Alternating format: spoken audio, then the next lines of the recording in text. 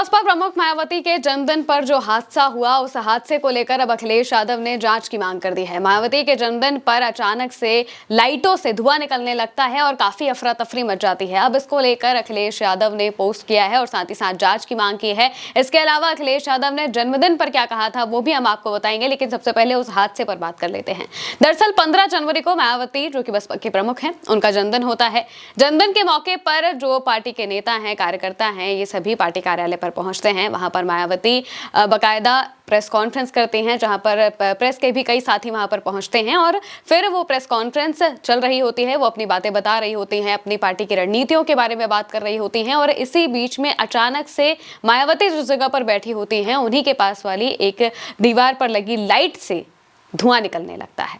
वो धुआं धीरे धीरे पूरे ऑडिटोरियम में भरने लगता है और इसके बाद जो अफरा तफरी है वो देखने को मिलती है। तुरंत जो सुरक्षा कर्मी होते हैं वो वहां पर पहुंचते हैं। वो अग्निशमन यंत्र से उस चीज को वो बंद करने की कोशिश करते हैं, हटाने की कोशिश करते हैं। लाइटों को बंद किया जाता है और इसी बीच मायावती अपनी मीडिया से बातचीत किए बिना वहां से चली जाती है, क्योंकि काफी ज्यादा धुआं भरने की वजह से वहां पर कुछ दिखाई नहीं दे रहा था, अफरा तफरी मचने लगी थी और फिर वो अपनी प्रेस कॉन्फ्रेंस को आधी में छोड़कर ही वहां से निकल जाती हैं। जैसे ये खबर सामने आती है तो अखिलेश यादव का पोस्ट भी सामने आता है। वो उस पर पोस्ट करके लिखते हैं, सुश्री मायावती जी के जन्मदिन दिवस पर उनके संबोधन के दौरान सुरक्षा चूक की जांच हो, ये गंभीर मुद्दा है, इसकी हर पहलू से जांच हो। दोस्तों, मायावती को लेकर अगर हम बात करें तो उनके सुरक्षा में जरा सी भी चूक होना बहुत बड़ी खबर बन जाती है, क्योंकि आमतौर पर मायावती अपनी सुरक्षा को लेकर बहुत ही ज्यादा सजग रहती हैं।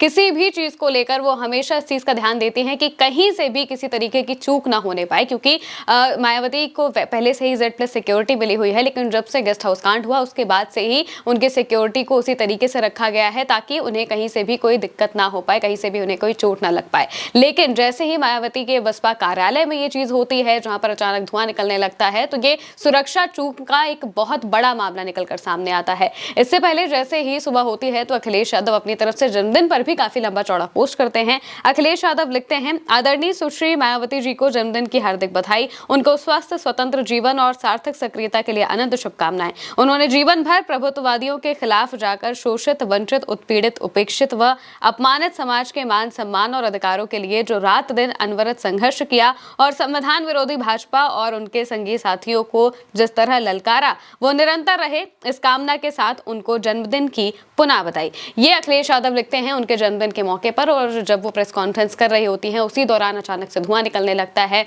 जो वहां पर प्रेस के जो लोग मौजूद होते हैं, मीडिया कर्मी जो मौजूद होते हैं, वो भी परेशान हो जाते हैं। उन्हें भी समझ में नहीं आता है कि आखिर ये क्या हो रहा है, लेकिन फिर अचानक से उस प्रेस कॉन्फ्रेंस को वहीं पर बंद करना पड़ता है और फिर मायावती वहां से चली जाती हैं। हालांकि जब तक प्रेस कॉन्फ्रेंस चल रही थी उस दौरान उन्होंने कई बातों का जिक्र किया और खास तौर से 2027 के चुनाव को लेकर रणनीतियों पर भी बात की। गठबंधन को लेकर उन्होंने सबसे ज्यादा बात की। गठबंधन को लेकर ऐसा कहा जा रहा था कि बसपा इस बार गठबंधन करेगी या फिर नहीं करेगी, तो मायावती ने साफ शर्तें बता दी है कि आखिर अगर गठबंधन होगा तो किन शर्तों पर होगा, वरना वो अकेले ही चुनाव लड़ेंगे। मायावती ने अपनी प्रेस कॉन्फ्रेंस के दौरान इस बात को कहा कि अगर गठबंधन होता है तो वो इसी शर्त पर होगा कि जो पार्टी होगी वो इस चीज का हमें आश्वासन दे कि उनके वोट जो हैं वो बीएसपी को ट्रांसफर हो। अगर वो ट्रांसफर नहीं होंगे तो इससे उन्हें काफी ज्यादा तकलीफ होगी और उनकी पार्टी की जो छवि है वो वैसी नहीं रह पाएगी जैसे कि वो चाहती हैं, और इसी वजह से वो चाहती हैं कि अगर गठबंधन हो तो वोट ट्रांसफर जरूर हो। अगर कोई पार्टी उन्हें ये आश्वासन देती है कि वोट ट्रांसफर होगा, खासकर अगर देखा जाए तो मौजूदा वक्त में